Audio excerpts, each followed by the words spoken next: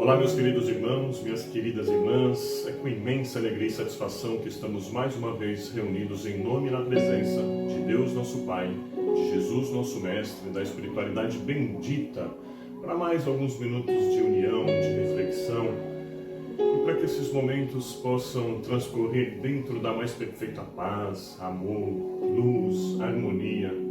Convido a todos neste momento a fechar um pouquinho os olhos, a ir assim serenando os corações, elevando o pensamento ao Pai,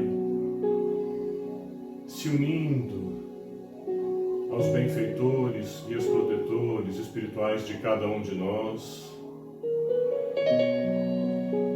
E dentro dessa harmonia, vamos pedindo o amparo, a proteção, a paz, a orientação, o direcionamento e principalmente agradecendo por tudo aquilo que a gente tem recebido.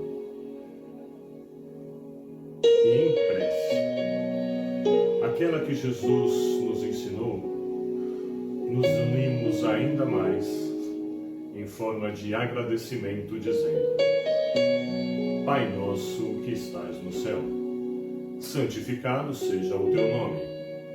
Venha a nós o teu reino, seja feita a tua vontade, assim na terra como no céu.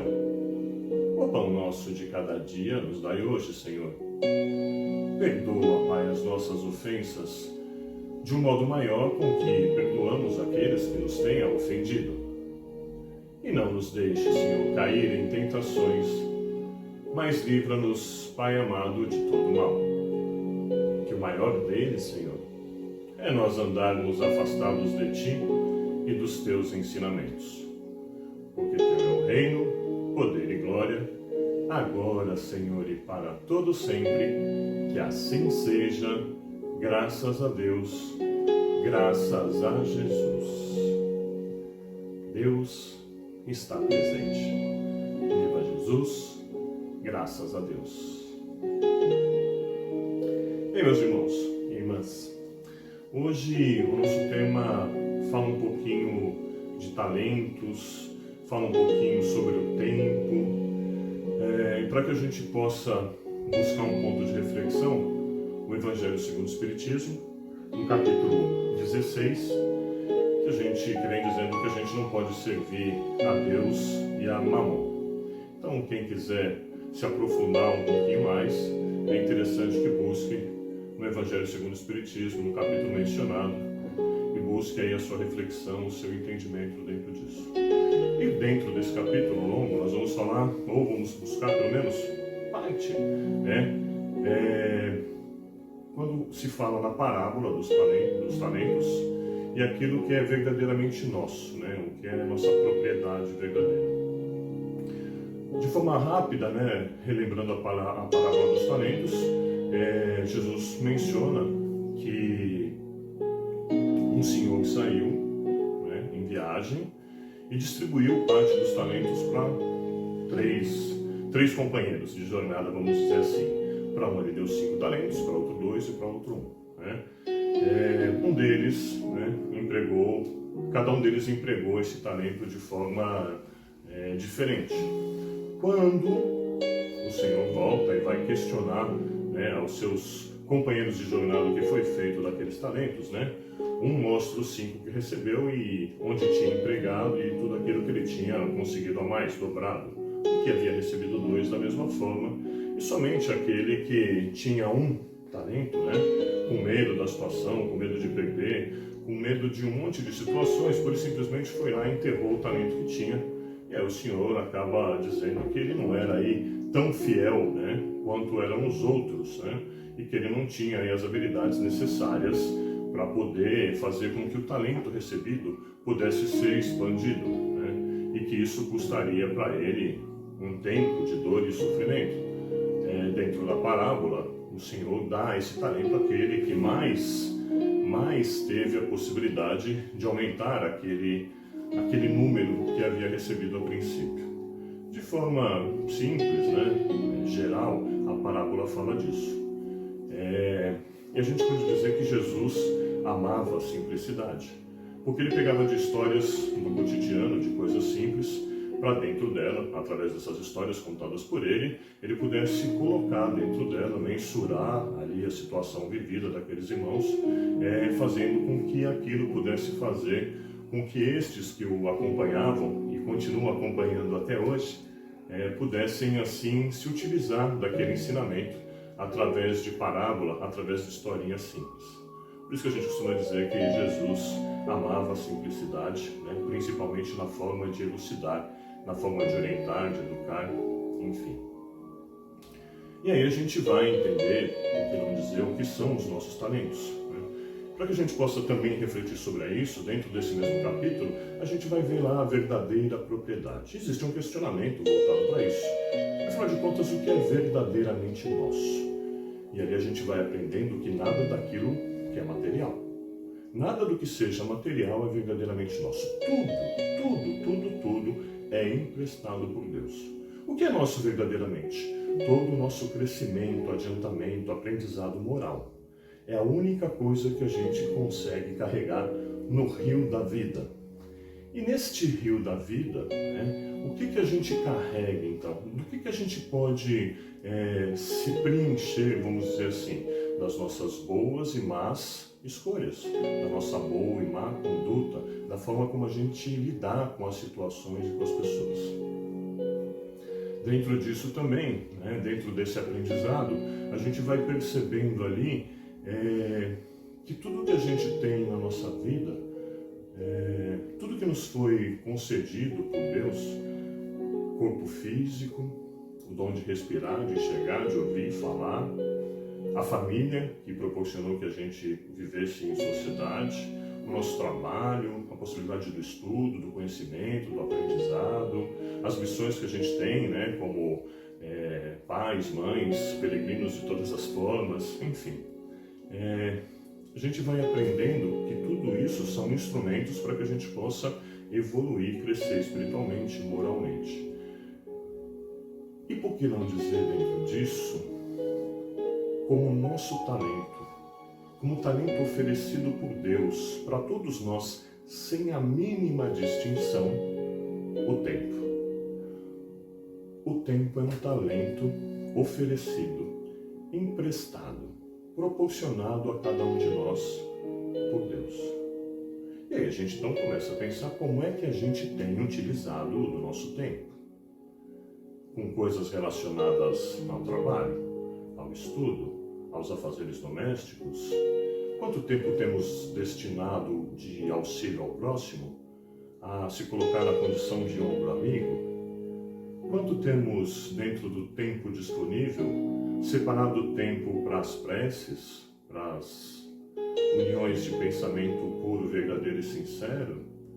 Quanto a gente tem destinado do nosso tempo à caridade, ao auxílio ao próximo de uma forma geral? Deus nos concedeu o tempo.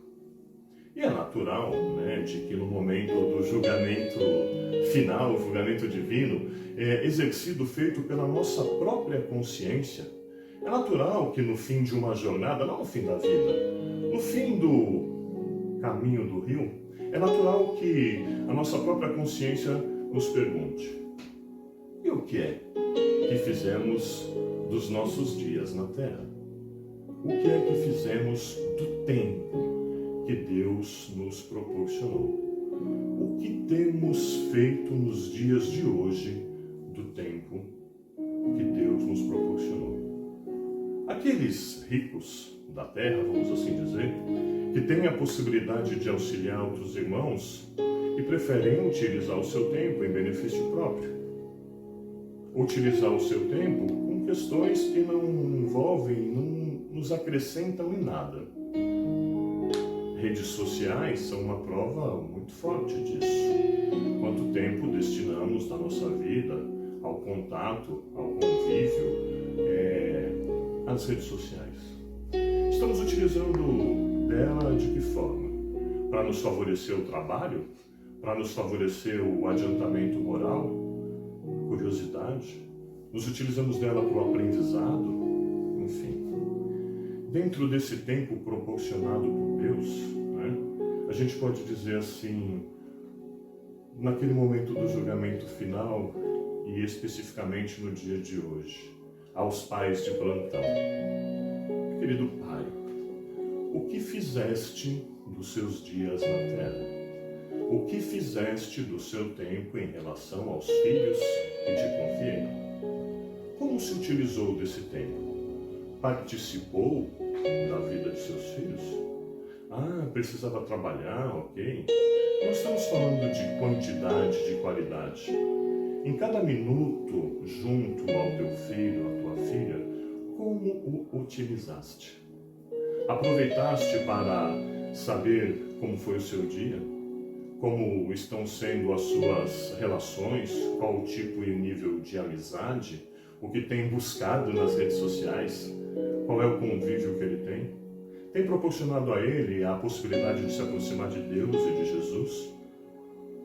Porque no final da caminhada, da jornada que a gente faz nesse rio da vida, é natural que a gente olhe para trás e olhe para aqueles que estiveram ao nosso lado e a gente fale: o que eu proporcionei a este ou aquele de possibilidade de crescimento?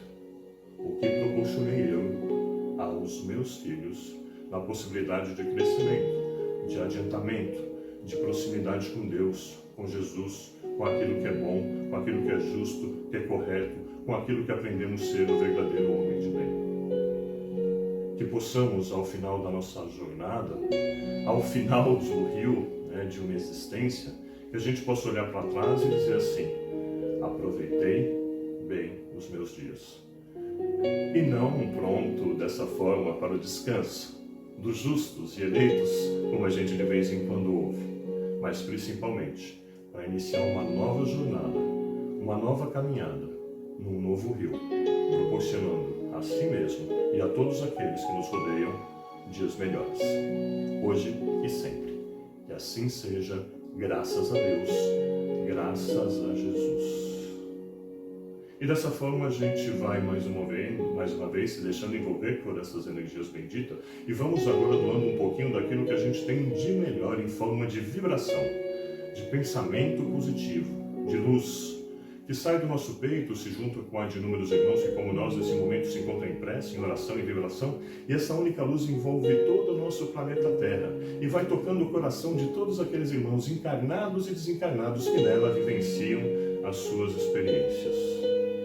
Aproveitamos este momento, para que a gente possa, pelo menos em pensamento, nos unir aos nossos filhos, aos nossos pais, independente de encarnados ou desencarnados, independente da possibilidade de estarmos juntos ou não, em pensamento, força realizadora, vamos nos abraçando. E que este abraço envolva todo o nosso planeta. É um abraço de Jesus, através de irmãos de jornada, e todos aqueles que se aproximem de nós possam então sentir essa energia, essa paz, esse amor, essa luz, que nada mais é do que a presença do nosso Divino Mestre Jesus em nossas vidas, em nossos corações. E assim nós vamos em paz e que o Senhor nos acompanhe, hoje e sempre. Um feliz Dia dos Pais, todos os dias. Graças a Deus, graças a Jesus.